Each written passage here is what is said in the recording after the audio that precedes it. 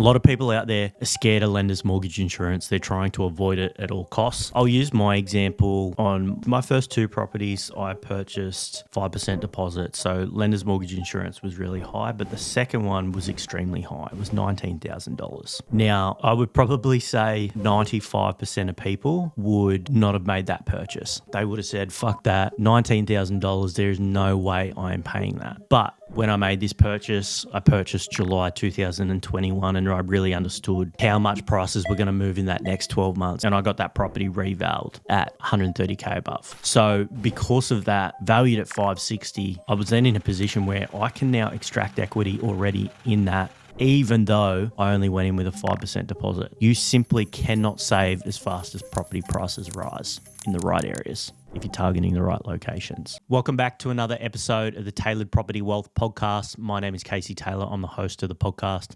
And in today's episode, we're going to be talking about lenders' mortgage insurance to be able to build your property portfolio fast. I've managed to build a multi-million-dollar property portfolio in just a few short years, and I want to inspire and motivate other Australians that if I can do it, so can you. The Tailored Property Wealth Podcast has been created to help educate, mentor, coach, and support you through everything relating to property investing to make sure you go out there and make a much better educated decision when investing in property. Please like, share, subscribe, and share this podcast with anyone who you think might see value in it.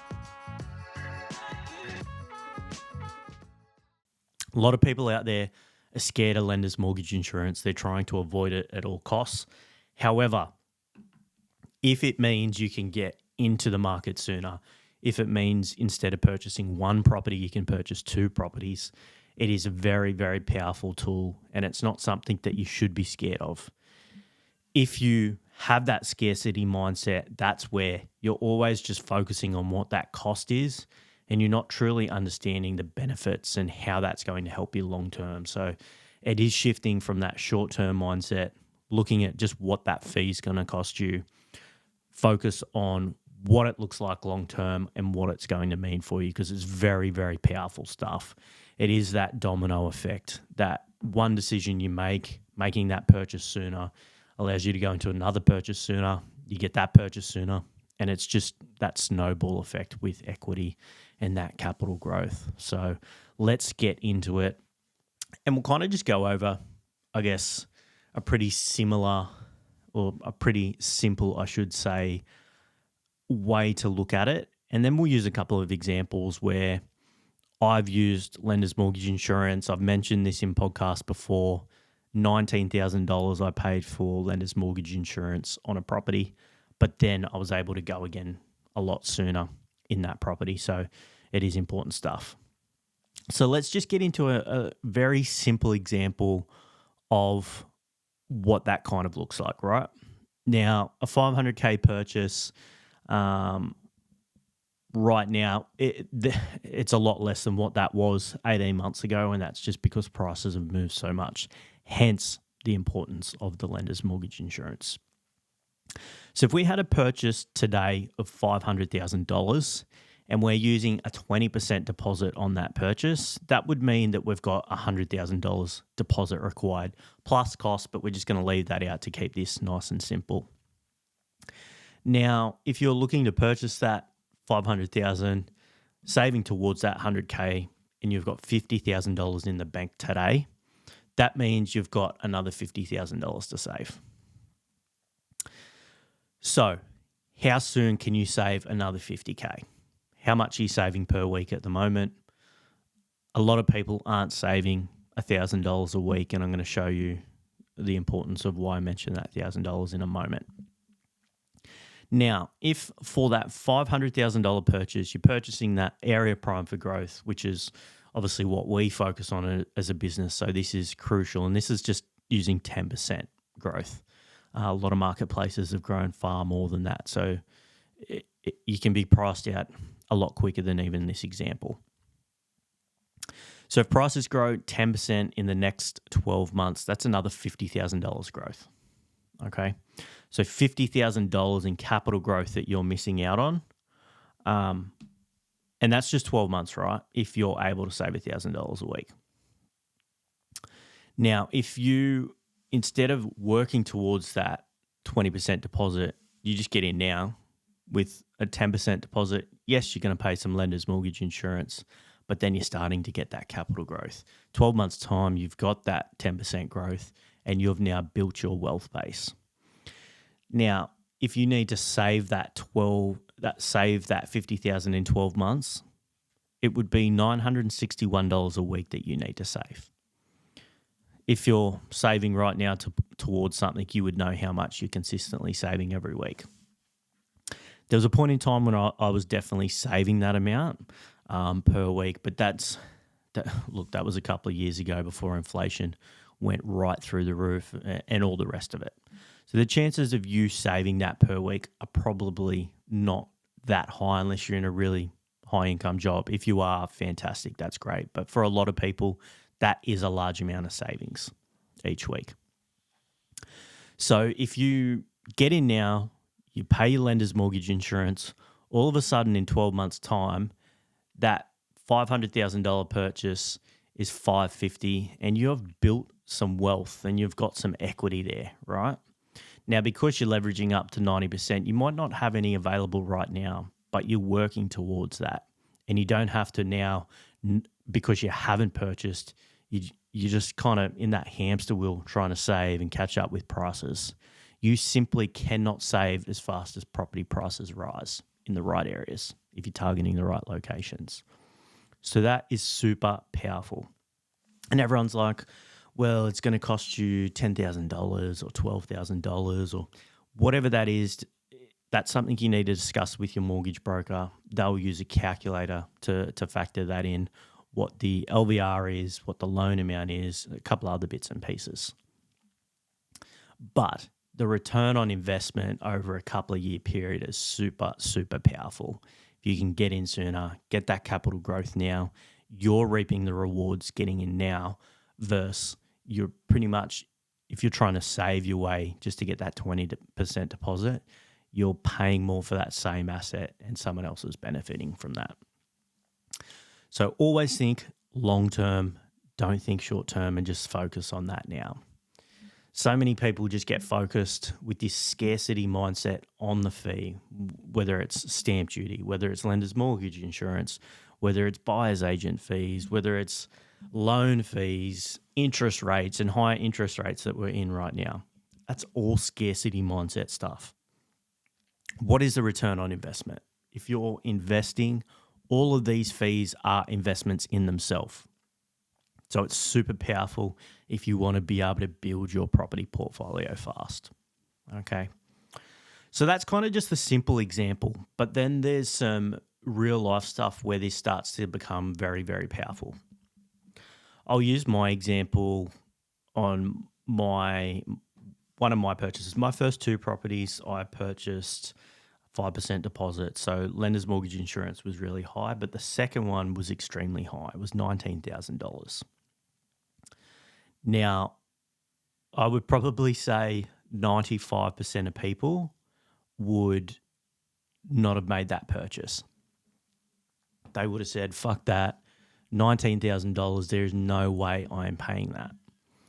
But when I made this purchase, I purchased July 2021 and I really understood just how much prices were going to move in that next 12 months. And if you kind of remember back to then, that's when we were going through a nationwide boom. Things grew in value very, very quickly. And that particular property I purchased for $429,000, paid that $19,000, as I said, 5% deposit. But that property then went on to grow $130,000 in the next 12 months. And I got that property revalued at $130,000 above. So because of that, valued at $560,000, I was then in a position where I can now extract equity already in that, even though I only went in with a 5% deposit. Sometimes you can't extract equity in the first 12 months if you leverage like only the 5% deposit and up to 95%. So then what happened was I was in a position again 12 months later where now, because I used that lender's mortgage insurance 12 months ago, I've now created equity. I can extract more equity again out of that purchase to go again into another purchase. And then that purchase, I was able to extract equity to go again for purchases now in 2024. And that's just really the power of lender's mortgage insurance.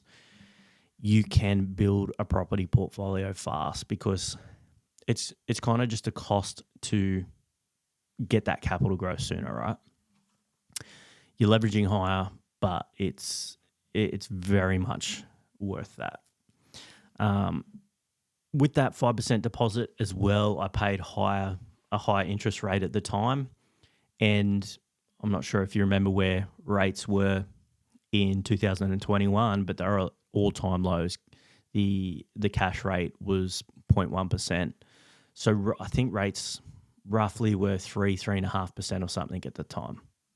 Thank you for listening to this episode of the Tailored Property Wealth Podcast. I hope you're learning lots and getting lots of value out of this episode. If you want to discuss the opportunity of working with us here at Tailored Property Wealth, jump across to the website www.tailoredpropertywealth.com.au, complete the contact form, let us know that you're listening to the Tailored Property Wealth Podcast, and let's reach out, let's have a chat and see how we can help you execute on your property goals. I took high risk. I think the rate was like 5.5% at that time, super high rate. But I was able to hold, I was saving really well, and it just reduced some of my buffer right to hold that property, but got that capital growth, and it's now been able to set me up for more and more purchases. So it's super powerful in that situation where simply you can get into the marketplace sooner because you're getting that capital growth sooner. That capital growth sets us up for equity. Equity sets us up for more purchases. So that's that example. I did it on my first purchase as well. The lender's mortgage insurance wasn't as high on that first purchase. I think it might have been like 12 or 13K. But look, again, I've pretty much, let's call it 35K. It's a little bit short of that. But in those first two purchases alone, I've paid 35K in fees just for lender's mortgage insurance. But getting into the marketplace sooner and growing that wealth base has really served me well. So there's a couple of other examples where it is super powerful as well. And this is where you might be in a position where you have purchased, right? And you've got some equity there, but you don't have enough equity for 20% plus costs. So you might have an owner-occupied property, and the equity you've got available to push back up to 80% isn't enough for another 20% deposit plus costs on your new purchase. But then if you can go to your broker, they can find a lender who's happy for you to leverage back up to 90%. You can get an additional 10% worth of the value of your current property. And then you can go into potentially multiple properties based again on your serviceability, right? It comes back to serviceability. There's a couple of things that you need when you're going for finance, and one is the income versus expenses to support the serviceability, but then you need your deposit there, and that's where it can come from, that existing finance structure.